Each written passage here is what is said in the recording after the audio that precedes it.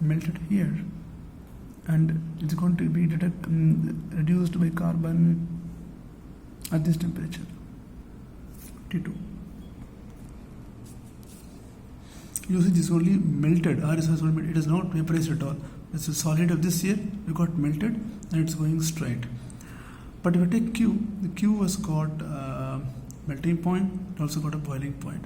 So from this curve's vapor phase curve of oxide of Q formation, and you can see that both carbon to carbon dioxide and carbon to carbon monoxide both can be used as reducing agent. Of course, at these two temperatures, this will be at a lower temperature slightly than this, but still at the vapor phase both will be, because when from here Q has become vapor, both can be reduced by carbon. Our question is, which metal can be produced by gaseous state when reduction of oxide is possible by carbon? Answer is P and Q. Which of the following curve assumes that metal obtained by carbon reduction is in the vapor state? You can see here the carbon curve is cutting after it becomes liquid. This is liquid in the liquid state. Here you get in the melting point, you can see melting point, boiling point. So it's cutting in between the two, so it is going to be a liquid metal. Here you will get after vaporization, so this is going to be an answer for our question. This is vapor state. Here it's cutting before the melting point, and here again it's cutting between the melting and boiling point. Therefore here you get a liquid state, here you get a liquid state, here in vapor state, here in solid state. We are given this diagram and they asked to find which reaction is feasible. We can extract copper from cuprous oxide by carbon reduction at all temperatures. We can extract zinc from zinc oxide by coke at 500 degrees centigrade. Zinc can be extracted from zinc oxide by using aluminum at 500 degrees centigrade. And aluminum can be extracted from alumina by coke at 500 degrees centigrade. Now let's take the first option. You can very well see that the curve of copper oxide formation is above the curve of carbon to CO2 or carbon to CO at all temperatures. At all temperatures, this curve is above this. Therefore, these two are having a great affinity for formation of oxides. Therefore, they will act as very good reducing agent, and they will definitely reduce cuprous oxide to copper. And therefore, A is correct. That's what is written here also.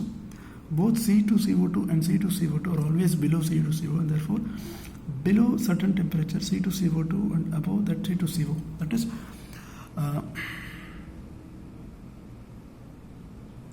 does not matter for us. Up to this temperature, CO is more stable. After this temperature, CO is going to be more stable. And after below this temperature, CO2 is going to, that doesn't matter whether it is going to be CO or CO2. But at all temperatures, definitely CO2 will be reduced to CO. For the next question, whether we extract zinc by coke reduction, which is a no. The answer is no. So you can see that the line of zinc is very much below that of carbon at 500 degrees centigrade, this 500 Kelvin, and therefore this has got a more tendency to form oxide, and therefore the ulta reaction, that is zinc getting oxidized, will happen, but not reduction with carbon cannot take place, because after this temperature, of course it can take place. After this temperature is close to say 1000 degrees or 900 degrees Kelvin. After this temperature, you have zinc is oxide, the line of zinc is above that of carbon. Therefore, after this temperature, carbon cannot reduce zinc agent, but below this, no.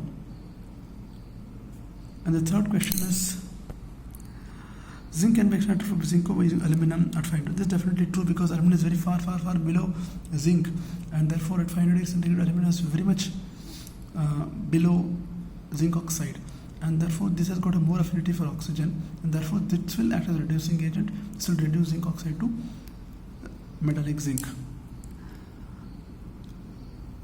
Aluminum can be extracted by coke at 500 degrees. There is also the option D is also false, because aluminum is very much below carbon curve, and therefore up to very high temperature, this one,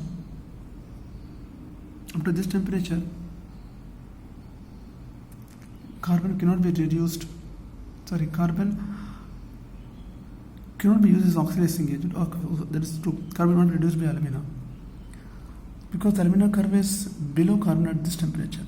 The one, again recollecting, the one at the lower will have a greater tendency to undergo oxidation. So it acts as a good reducing agent. Generally, these are called refractory oxides: alumina, titanium, calcium, magnesium. They'll be at the lower part of the curve. So the major conclusion is, lower the position of the element, more is the tendency to form its oxide, and it will reduce the oxide above it. It acts as a good reducing agent. Just before finishing, a small point in this carbon diagram is that at temperature, this is 700 degrees centigrade. You can find that this is more feasible. That is, this become more and more negative. Therefore, more than 700 degrees centigrade, carbon preferably form carbon monoxide. But below this temperature, this is lower, and both CO and CO2 will be formed. But formation of CO2 is more favorable below the 700 degrees centigrade, and formation of CO is favored above 700 degrees centigrade. This has been asked as a question when we use aluminum metallurgy. You can see that at higher temperatures, CO is preferably formed. And you can remember the reactions of blast furnace. The temperature at the lower is more because of burning of coke. Remember, coke and coal are slightly different. We've got two types of coals. One is the coking coal, the non-coking coal. Non-coking coal is used for power plants to generate power, and coking coal is used for few sorts of carbon as when you want a reducing agent. Okay, it is a totally different concept: coking coal, non-coking coal. And we have got coke oven plant which will make coke from coal.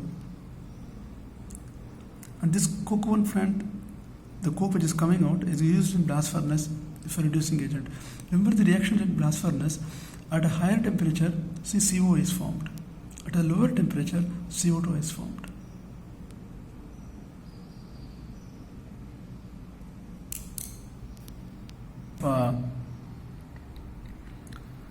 This is actually a topic, and when you treat metallurgy and at engineering level, the third axis is more important also. The third axis of the Ellingham diagram is the axis of partial pressure of oxygen, where you can relate the delta G naught formation as minus RTL and P2. You can see that because these two are solids, the equilibrium constant, these the activities considered as unity, and therefore the delta G naught is actually minus RTL and P2, partial pressure of oxygen. You would have observed that in the first graph which I showed you, this axis is called partial pressure of oxygen. But at our school level, we are not much worried about this particular axis, and we are worried about these two axes, delta G naught and temperature.